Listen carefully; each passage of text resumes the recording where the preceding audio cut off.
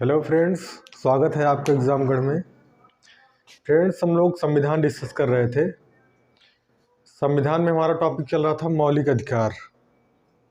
मौलिक अधिकार में जैसा कि हम लोगों ने पढ़ा था कि हमारे संविधान में भारतीय जनता को 6 प्रकार के मौलिक अधिकार प्राप्त है, जिसमें से हमने पिछली वीडियो में 2 अधिकारों को पढ़ा था। उन 2 अधिकारों में पहला था समता और समानता का अधिकार और दूसरा था स्वतंत्रता का अधिकार। आज हम उसी के क्रम में आगे बढ़ाते हुए डिस्कस करेंगे जो हमारा तीसरा, चौथा, पांचवा और छठवां अधिकार बचा था, उसके बारे में हम डिस्कस करेंगे आज। तो आइए हमारा तीसरा अधिकार देखते हैं क्या है। तीसरा है शोषण के विरुद्ध अधिकार। शोषण के विरुद्ध अधिकार।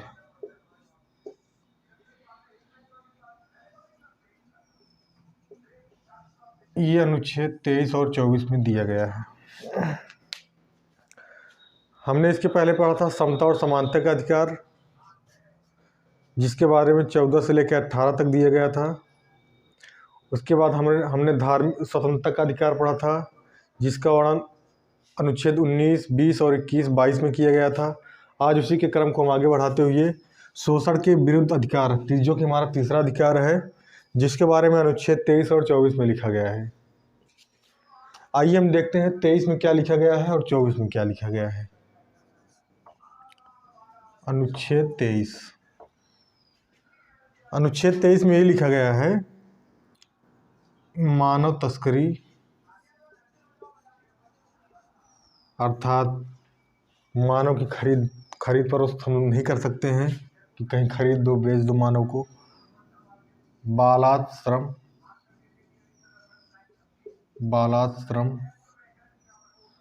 बंधुआ मजदूरी,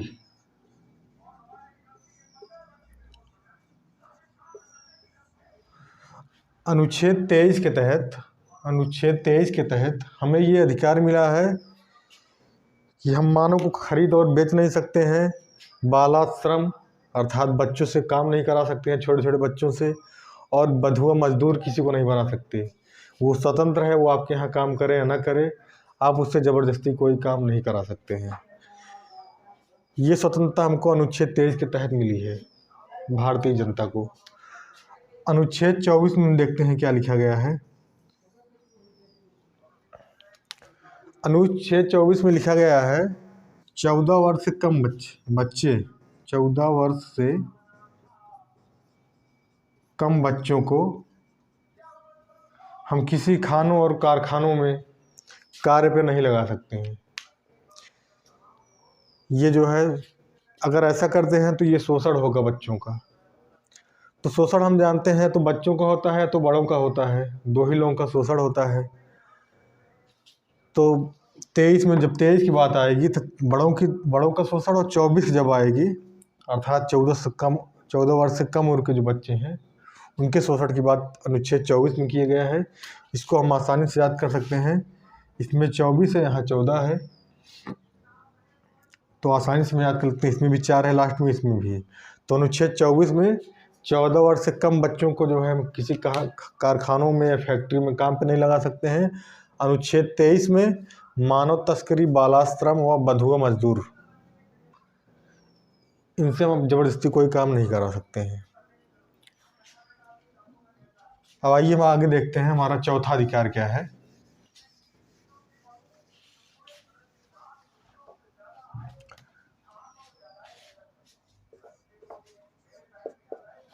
चौथा अधिकार में हमारा, अब आगे देखते हैं, चौथा अधिकार में है धार्मिक स्वतंत्रता का अधिकार।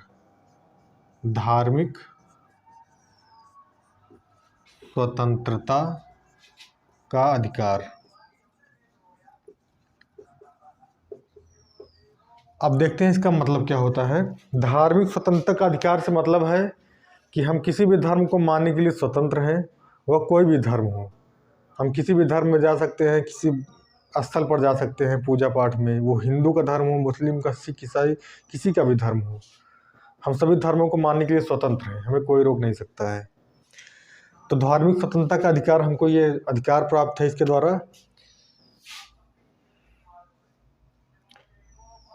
ये जो है इसके बारे में 25 से लेकर अनुच्छेद 28 तक इसका जिक्र किया गया है।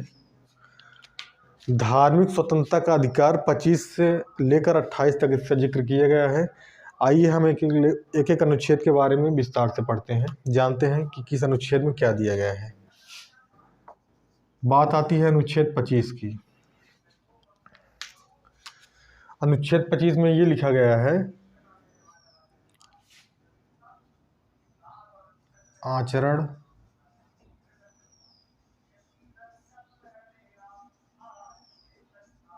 धर्म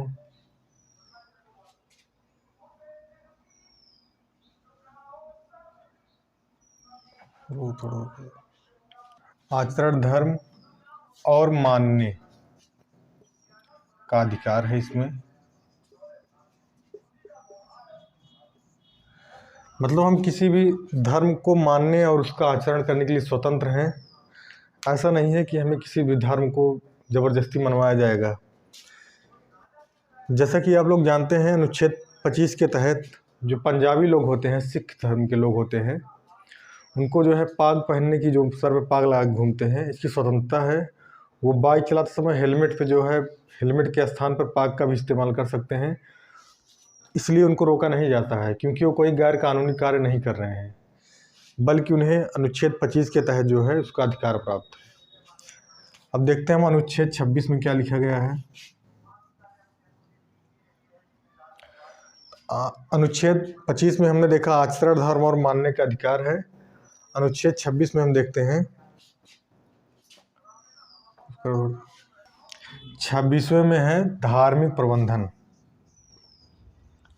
धार्मिक प्रबंधन अर्थात हम किसी भी धार्मिक कार्य का प्रबंधन कर सकते हैं।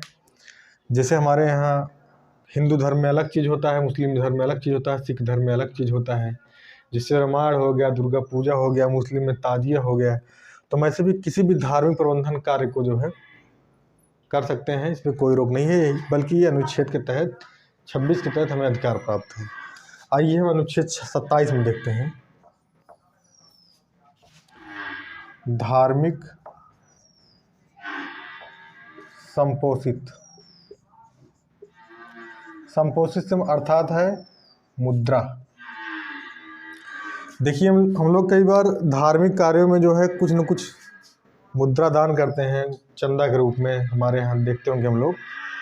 तो ये अनुच्छेद 27 के तहत हमें दान करने का अधिकार प्राप्त है। इसमें लिखा गया है, जैसे अधिक दान हम प्रदान कर रहे हैं तो उसमें जो टैक्स वगैरह है उसके बारे में लिखा गया है कि टैक्स कहाँ लगेगा, टैक्स निर्धारण किया गया है अनुच्छेद 27 में। और अनुच्छेद 28 में धार्मिक एवं शिक्षा सांस्कृतिक कार्यक्रम में भाग ले सकते हैं हम लोग। मतलब किसी भी धर्म का धार्मिक कार्यक्रम हो, सांस्कृतिक कार्यक्रम हो, चाहे किसी भी धर्म का हो, वहाँ हम जा सकते हैं। उससे हमें सरकार नहीं रोक सकती है। इस चीज़ का भी हमें अधिकार प्राप्त है अनुच्छेद 28 के तहत। तो हमने देखा धार्मिक स्वतंत्रता का अधिकार, जो कि हमारा चौथा अधिकार है। 25 से 28 अनुच्छेद के बीच में इसका वर्णन किया गया है। 25वें में लिखा गया है आचरण धर्म और मानने का अधिकार। इसको हम याद कैसे करेंगे? की पॉइंट हम लोग वही नोट करेंगे। सबसे आसान तरीका है की पॉइंट। इसमें आचरण धर्म और मानने का अधिकार, यहाँ देखिए धार्मिक प्रबंधन की पॉइंट है। 27वें में लिखा गया है धार्मिक संपोषित, और 28वें में लिखा गया है धार्मिक शिक्षा एवं सांस्कृतिक कार्यक्रम में सम्मिलित होने का अधिकार प्राप्त है। अब आइए इसी क्रम में हम आगे देखते हैं 5वां अधिकार जो हमें प्राप्त है।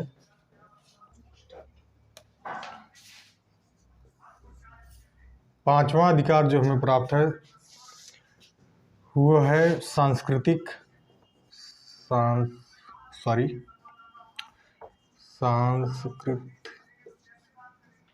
एवं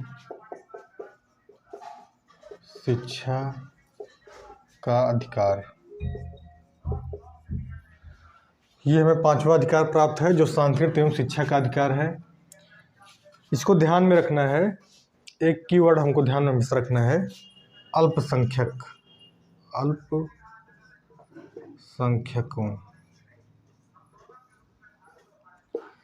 ये अधिकार जो है शिक्षा एवं संस्कृति एवं शिक्षा का अधिकार सिर्फ अल्पसंख्यकों को प्राप्त है, अन्य बहुसंख्यकों को ये अधिकार प्राप्त नहीं है। इसका जिक्र जो है अनुच्छेद 29 और 30 में किया गया है। अनुच्छेद 29 और 30 में, जो कि सिर्फ अल्पसंख्यकों को प्राप्त है। तो आइए देखते हैं 29 और 30 में क्या है। अनुच्छेद 29,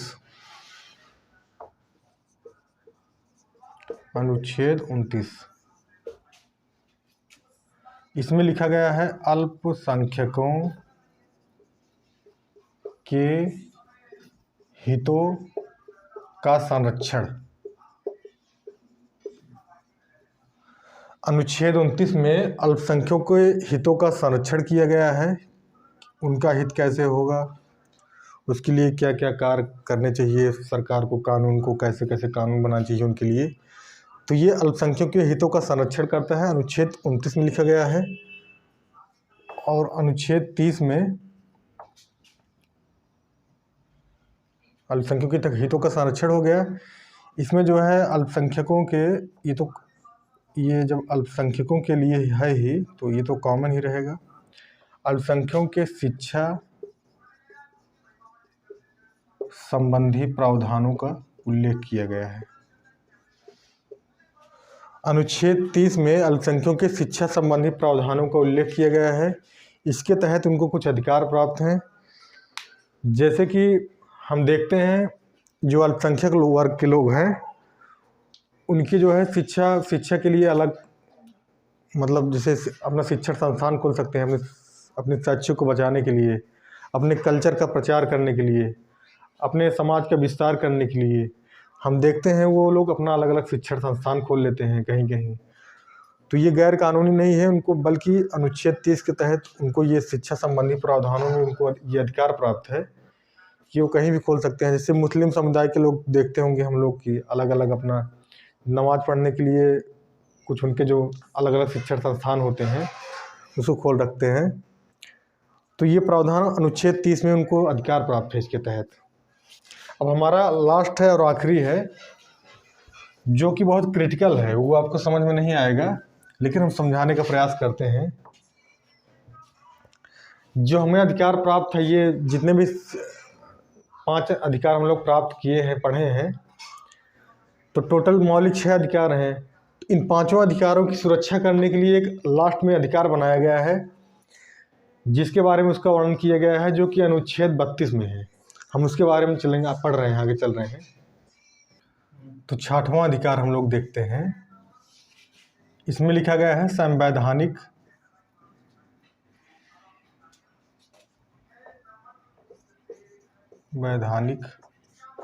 उपचारों का अधिकार।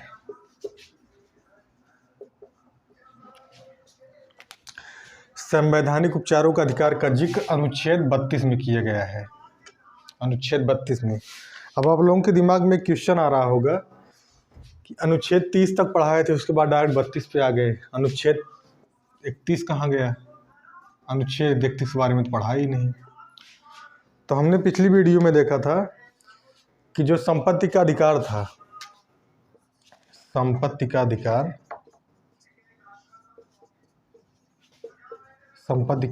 जो था, इसको हटाकर कानूनी अधिकार के रूप में रख दिया गया था। कानूनी अधिकार के रूप में अनुच्छेद 300A के तहत रख दिया गया था। तो इसी का संपत्ति के अधिकार का ही जिक्र अनुच्छेद 21 में था, जो कि तभी तो हमारे पहले मूल संविधान में 7 मौलिक अधिकार थे। इसी एक अधिकार को हटाकर, संपत्ति के अधिकार को हटाकर कानूनी अधिकार में रख दिया गया, जो कि अनुच्छेद 31 में दर्ज था, उसी को हटाकर अनुच्छेद 300A में कर दिया गया। इसलिए हम इसको नहीं पढ़ेंगे क्योंकि अभी हमारा मूल अधिकार नहीं रह गया है। तो संवैधानिक उपचारों का अधिकार हम देखेंगे। इसका मतलब ये होता है कि जो भी अधिकार हमें संविधान द्वारा प्राप्त हुए हैं,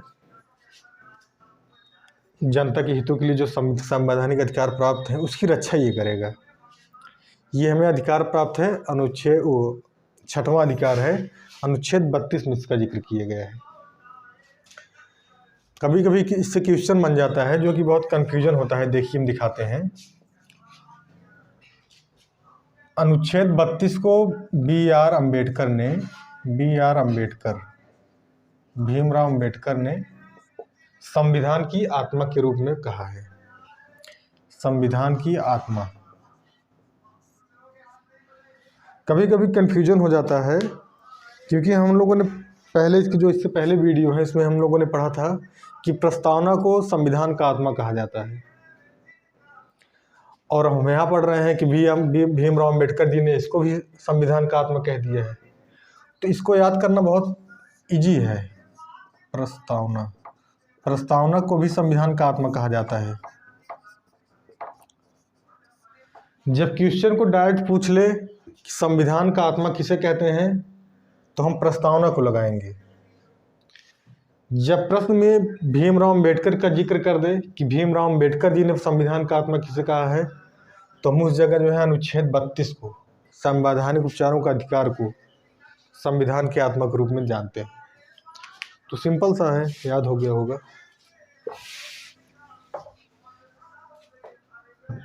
तो आइए देखते हैं अनुच्छेद 32 में क्या है। अनुच्छेद 32 के तहत हमें जो भी अधिकार प्राप्त हैं वो 5 प्रकार के अधिकार प्राप्त हैं, जिसके एवज में जो है हाई कोर्ट, सुप्रीम कोर्ट 5 प्रकार की रिट जारी कर सकते हैं। वो रिट आइए देखते हैं 5 प्रकार के क्या क्या हैं। पहला, बंदी प्रत्यक्षीकरण।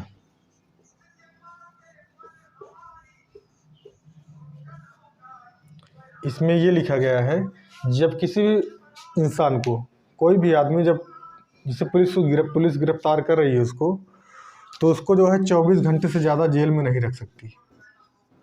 24 घंटे से ज़्यादा जेल में नहीं रख सकती। 24 घंटे के बाद ही उसे जो है न्यायपालिका या मजिस्ट्रेट के सामने पेश करना होता है। हमने पिछली वीडियो में भी पढ़ा था, अनुच्छेद 22 में भी इसका जिक्र किया गया है। गिरफ्तारी के बारे में जो संरक्षण का कानून है अनुच्छेद 22 में, उसके तहत ये हमने इसका जिक्र किया भी था। दूसरा जो है, दूसरा आदेश कौन सा पारित कर सकता है? पहले में बंदी प्रत्यक्षीकरण हो गया, जो कि 24 घंटे से ज़्यादा गिरफ्तारी नहीं कर सकती है, उसके बाद हमको पेशी करना पड़ेगा वहाँ। और दूसरा हम देखते हैं, दूसरे में परमादेश जारी कर सकता है हाई कोर्ट और सुप्रीम कोर्ट। पहले आइए हम लोग देख लेते हैं कि हाई कोर्ट, सुप्रीम कोर्ट किस अनुच्छेद के तहत ये आदेश जारी करता है। हाई कोर्ट जो है, हाई कोर्ट अनुच्छेद 32 के तहत, 32 के तहत, सुप्रीम कोर्ट, और हाई कोर्ट जो है अनुच्छेद 226 के तहत ये आदेश जारी करती हैं। इसको आप लोग ध्यान में देख लीजिएगा। कभी कभी एग्जाम में जो है डायरेक्ट क्वेश्चन आ जाता है कि हाई कोर्ट किस अनुच्छेद के तहत ये संवैधानिक जो ये आदेश जारी करता है, किस अनुच्छेद के तहत जारी करता है, तो हमको वहाँ लगा के आना है 226, और सुप्रीम कोर्ट 32, अनुच्छेद 32 के तहत ये जारी करता है। तो आइए देखते हैं दूसरा आदेश जो है परमादेश जारी कर सकता है सुप्रीम कोर्ट या हाई कोर्ट। ये परमादेश होता क्या है? जैसे हमारे जो अधिकारी होते हैं, सरकारी अधिकारी, जब वो अपने अधिकार क्षेत्र से बाहर कोई काम करने लगते हैं या अपने कार्यों का निर्वहन सही तरीके से नहीं करते हैं, तो कोर्ट उनके खिलाफ जो है परमादेश जारी करती है। परमादेश इसलिए जारी करती है कि उनको आदेश देती है कि आप अपने कार्यों का निर्वहन सही तरीके से नहीं कर रहे हैं, जो कि गलत है, आप अपने कार्यों का निर्वहन करिए। तो परमादेश ये दूसरा आदेश जारी कर सकता है हाई कोर्ट या सुप्रीम कोर्ट, सरकारी अधिकारियों के खिलाफ। तीसरा देखते हैं,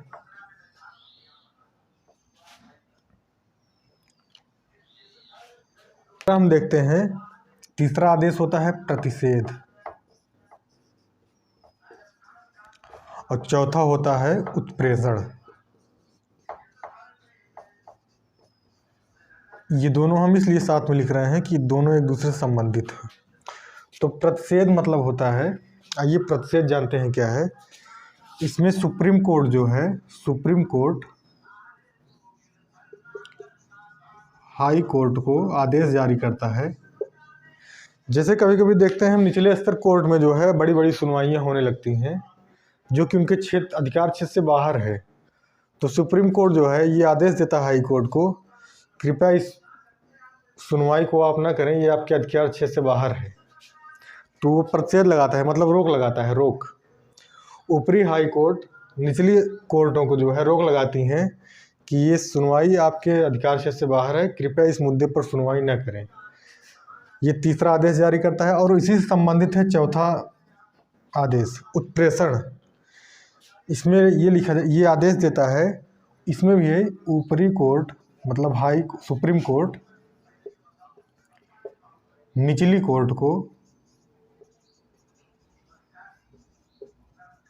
कोर्ट को मतलब हाई कोर्ट या डिस्ट्रिक्ट कोर्ट जो भी होते हैं, ये आदेश प्रदान करती है कि आपके अधिकार क्षेत्र से जो भी केस बाहर हैं, जो मुकदमे आप नहीं सुन सकते हैं, उस कोर्ट को जो है सुप्रीम कोर्ट में भेज दीजिए, वहाँ उसकी सुनवाई सुप्रीम कोर्ट करेगा।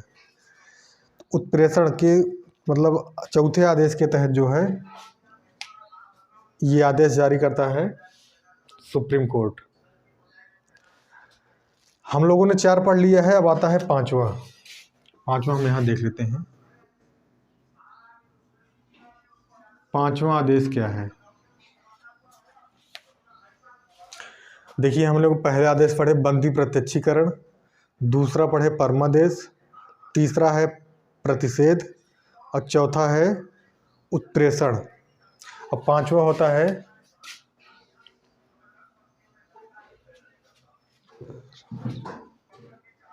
हम लोग देखते हैं अधिकार परीक्षा लेख। अधिकार परीक्षा लेख क्या होता है? जैसे कोई भी सार्वजनिक अधिकारी कोई पद ग्रहण कर लेता है असंवैधानिक तरीके से, तो उससे हाई कोर्ट और सुप्रीम कोर्ट रिट जारी करके ये सवाल पूछता है कि आपने किस अधिकार के तहत इस पद को ग्रहण कर लिया है। तो वो अधिकारी जो है लिखित रूप से जो है अपना जवाब देती है हाई कोर्ट और सुप्रीम कोर्ट को।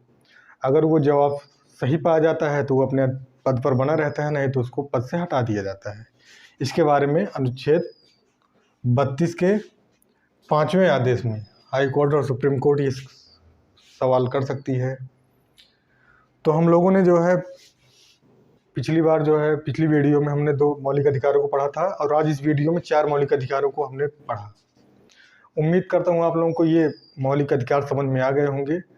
अब इससे भी जो क्वेश्चन आएंगे आपको ज़रूर आएगा, और आप लोग क्यूज हल करिए। जितने भी जो है हम पढ़ाते हैं इसका क्यूज आप गूगल पे जाकर सर्च करिए या किसी भी एप्लीकेशन के माध्यम से, तब आपको ये अंदाज़ा लग जाएगा कि सवाल बनते कैसे हैं। नहीं तो आप पढ़ते तो जा रहे हैं लेकिन आप क्वेश्चन नहीं हल करेंगे तो आपको जो है क्वेश्चन हल करने का तरीका नहीं मालूम हो पाएगा।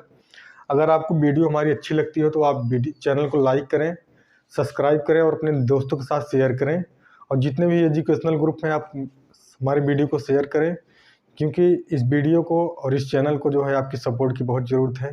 धन्यवाद।